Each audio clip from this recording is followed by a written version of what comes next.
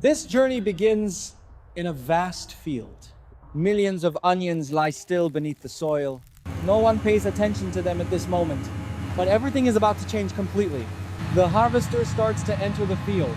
The cutting blade plunges deep into the dry soil. The onions are pulled up from the ground. The earth begins to crack open around them. Thousands of onions appear at once. They are still covered in dirt and roots. A continuous line of onions begins to form. There are no stops in this process. The onions are placed onto the conveyor belt for collection. They collide and roll over each other. They collide and roll over each other. The onions are poured into a large truck bed. Layers of onions are stacked continuously. The truck is quickly loaded.